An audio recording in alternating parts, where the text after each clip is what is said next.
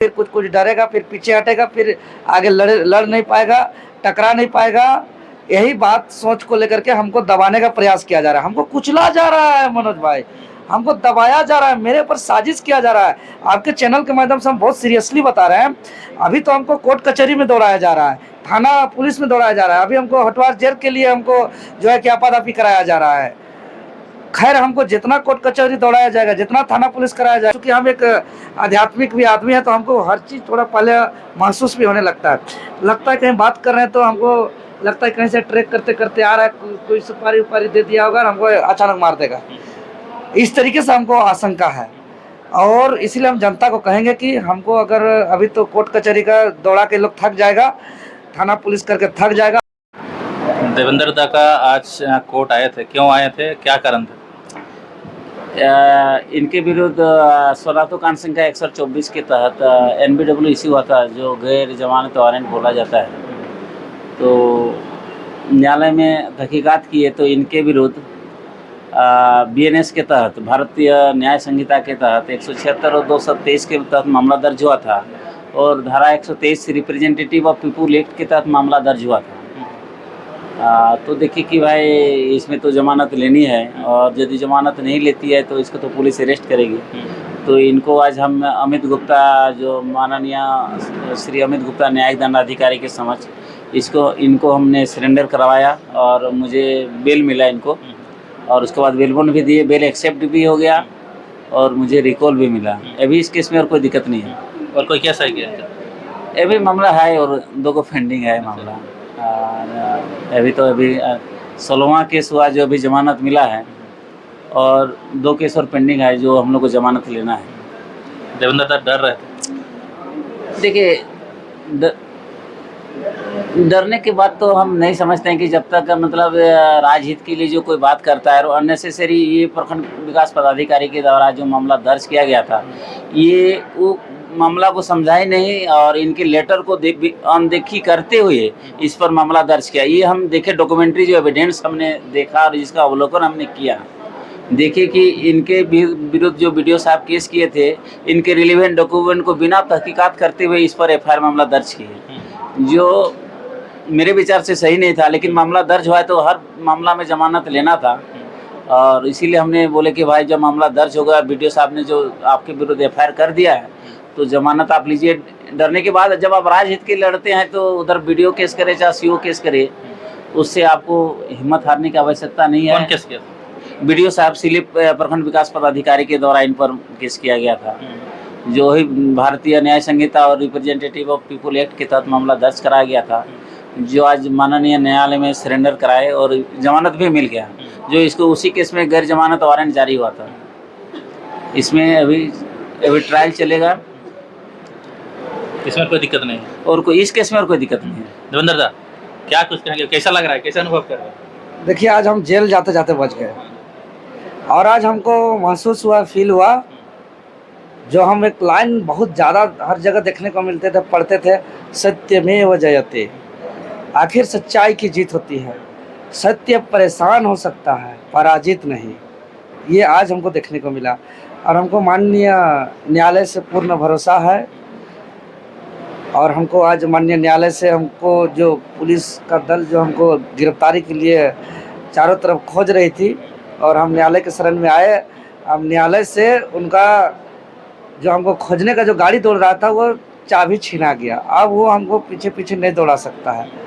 तो हम हमारे अधिवक्ता षष्ठी रंजन जी, चूँकि हमने वहाँ पे था मौजूद, इस बेल लेने के लिए बहुत तरह का किताब वहाँ पे दिखाना पड़ा, कई धारा के बारे गूगल में सर्च करके जज साहब को दिखाना पड़ा। तो अगर वो, चूँकि जज साहब जो बार बार सवाल जवाब कर रहे थे, अगर जैसे कि कोई धारा के बारे में बोल रहे हैं, अगर वो 4 को किताब ले जा करके आज हमारे अधिवक्ता साहब जज को नहीं दिखाते, और कुछ गूगल में टाइप करके अगर नहीं दिखाते, तो शायद उस वक्त पे अगर इस चीज़ को समझ नहीं पाते अधिवक्ता, उस चीज़ को सही समय पर प्रस्तुत नहीं कर पाते, तो हमको आज बेल संभवतः नहीं भी मिलता।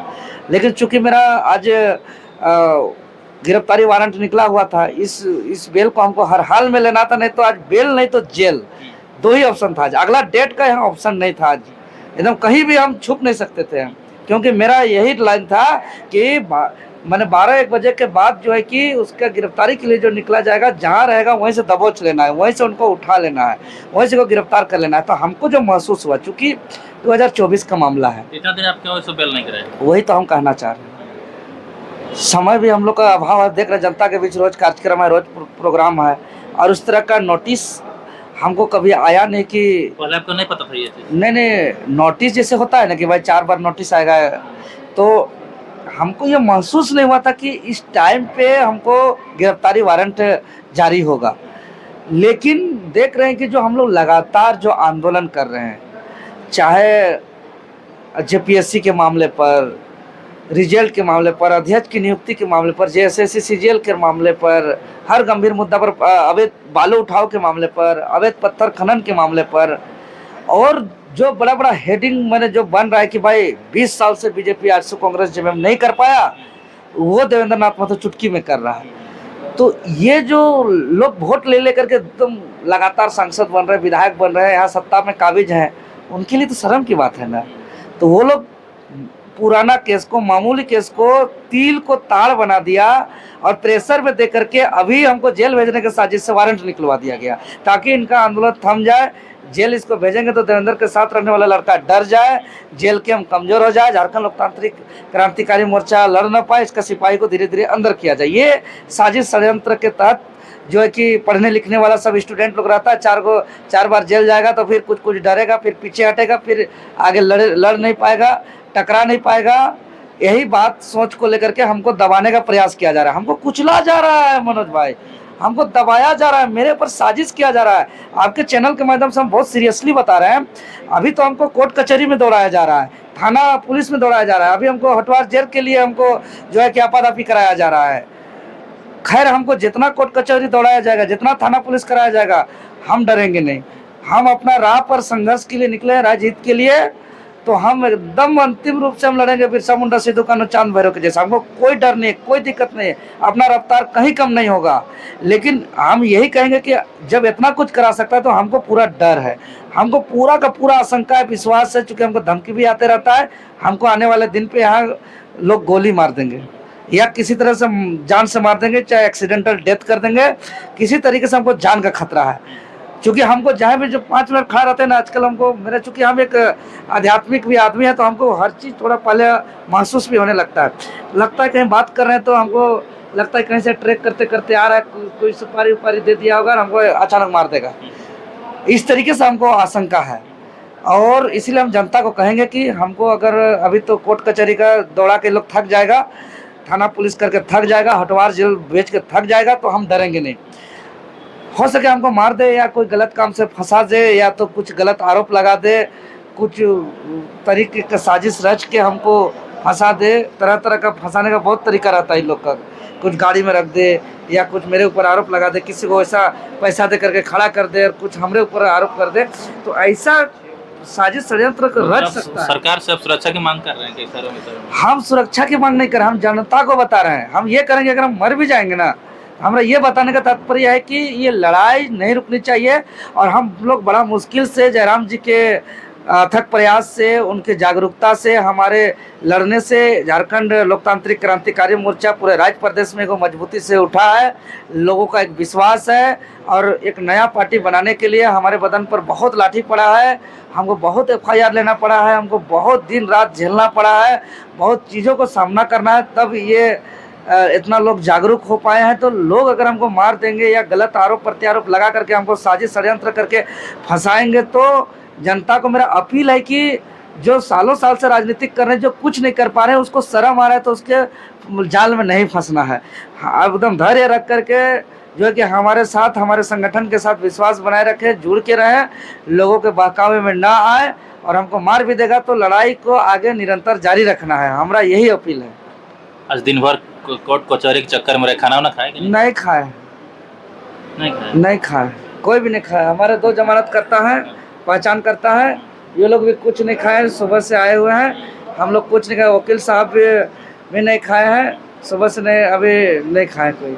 शशि रंजन दा को क्या कुछ कहेंगे? आपका इतना केस कुछ भी आप कर लेते हैं, लास्ट में ही आना पड़ता है। देखिए, हम इनको बहुत बहुत धन्यवाद। अगर ये नहीं रहते ना तो आज एक देवेंद्र नाथ महतो जो बोलता है कमेंट में, या तो हमको सुन के भावुक भी हो जाते हैं कि किताबों में हम लोग पढ़ते थे बिरसा मुंडा को, निर्मल महतो को, शक्ति सुनील महतो को, कि एकदम प्रत्यक्ष रूप से सामने से भीड़ जाना है, लड़ जाना है। तो ऐसा जो किताब में पढ़ते थे, अभी आपको प्रत्यक्ष रूप से आपको लड़ते हुए देखते हैं। तो लड़ते हुए हम यही देखते हैं, चूँकि मेरा तो कोई बीवी बच्चा, बाल बच्चा, परिवार, मोह माया, रिश्तेदार का है नहीं। हम इस राज्य के लिए सब कुछ त्याग करके हम निडरता से लड़ रहे हैं। लेकिन उसके पीछे अगर शशि रंजन जी नहीं होते तो हमको जो आज 17-18 केस का जो बेल कराया है, मेरा फीस देने का पैसा नहीं होता। और अगर यहाँ का पूरा वकील का और भी जितना टीम है, अगर इन लोग हमरे लिए नहीं लड़ता, और तो हमरे खेत बिक जाता, घर बिक जाता, हम केस नहीं लड़ पाते, और अंततः हम राज्य के इस लड़ाई को नहीं लड़ पाते। इतना बड़ा योगदान है, तो इतिहास में आने वाला दिन में याद रखा जाएगा इस साथ मेरे संघर्ष में योगदान देने वाले शशि दा अधिवक्ता को। शशि रंजन दा, जितने विद्यार्थी हैं देखते हैं आप ही के पास आते हैं, हाँ आते हैं, ये लोग लड़ते हैं, बाद में आप ही के पास आ जाते हैं। लड़ते हैं, ये अच्छे के लिए लड़ते हैं तो मेरे पास ही आते हैं। बहुत सारे लोग भी ऐसे भी सब आते ही हैं, और हम अच्छा कर देते हैं इसीलिए आते हैं। और क्या बोलें इसमें, जिसको अच्छा लगता है वो मेरे पास ही आते हैं। और काम में किसी तरह का हम कोशिश करते हैं कि अच्छे से अच्छे करके देंगे। काम में हम लोग कोताही नहीं बरतते हैं। मेरा पूरा टीम एकदम तन मन से सब काम करते हैं। उनका हम लोग जयराम माता के केस देखेंगे, यहाँ कुछ कुछ देखे हैं, कुछ देखे हैं यहाँ। अभी तो ट्रायल अभी उनका भी बाकी है। अभी जितने भी केसेस इनका भी, चाहे जयराम बाबू का भी जितना भी केस हुआ है, अभी तो चार्जशीट सबमिट नहीं हुआ है। चार्जशीट के बाद देखा जाएगा उसमें। क्या कुछ कहेंगे उन जनताओं को जो आप इतना मतलब विद्यार्थियों को सपोर्ट करते हैं, उन लोग को?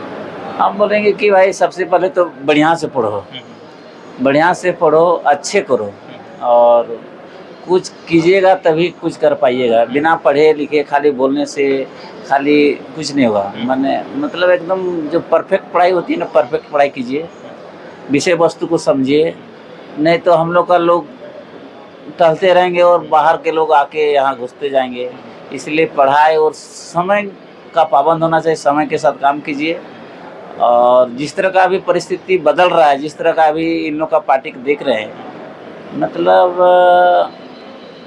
जो मेहनत करेगा जो उसको फल मिलेगा ही। इसीलिए समय को न बर्बादी करते हुए पढ़ाई को महत्व देना चाहिए। और जब तक पढ़ाई नहीं कीजिएगा, बाहर के लोग आके दबोच लेंगे। और जितना भी अभी हम लोग का राज्य का जो नीति नियोजन बन रहा है, जो भी नियम कानून यहाँ के लोगों द्वारा नहीं बनाया जा रहा है। बाहर के लोग जो पढ़े लिखे लोग हैं वही लोग बनाया जा रहा है, और यहाँ के लोग समझ नहीं पा रहे हैं। और इसीलिए समझ नहीं पा रहे हैं कि यहाँ का उतना बुद्धि नहीं है, विवेक नहीं है। हाँ में सुर मिलाने वाले लोग होते हैं। अभी जैसे आपका अभी शराब नीति अभी जैसे देख रहे थे, हम तो पॉलिटिशियन है नहीं, लेकिन जब दर्द होता है तो पूछा जा रहा है तो बोलिए दे रहा है। सबसे पहले तो नियोजन नीति होना चाहिए था, लेकिन सरकार इस पर ध्यान नहीं दे रही है। अभी देखिए इतना दिन बस यार हमारे बच्चे, हमारे झारखंड के बच्चे, यहाँ की जिस उद्देश्य से झारखंड बना था, अभी 25 साल में कुछ नहीं अभी। और मतलब जो ग्राफ गिरते जा रहा है, लोगों का जिस उद्देश्य से झारखंड बना था, आसार जो विश्वास था वो मतलब गिरते जा रहा है। इसीलिए हम लोग का जो हम सोचते हैं कुछ दिन में हम लोग झारखंडी लोग उन्मूलन हो जाएंगे और बाहर का लोग कब्जा करेंगे। जैसा मेरा जिस तरह देखते हैं, अनुभव करते हैं, यहाँ के लोग परिस्थिति भाव को समझ नहीं पाते हैं। बाहर के लोग अपने अपने को लड़वा देने का भी कोशिश करते हैं। नियम कानून मतलब अच्छा से नहीं हो पा रहा है एकदम, जो यहाँ के हित के लिए, झारखंडी हित के लिए हो नहीं पा रहा है। इसीलिए बोलेंगे कि पढ़िए, समझिए और अपने अधिकार को समझिए, तभी हमारा झारखंड जो बना था उसका परिणाम देखने को मिलेगा। ठीक, तो हमारे साथ एडवोकेट शशि रंजन महतो और देवेंद्र महतो जुड़े हुए थे। शशि रंजन दा झारखंड के हक अधिकार के लिए जो लड़ रहे हैं उनको बहुत मदद करते हैं। तो आपको कैसा लगा वीडियो, आप लोग कमेंट करके जरूर बताइएगा। तब तक बने रहिए। जोहार, नमस्कार।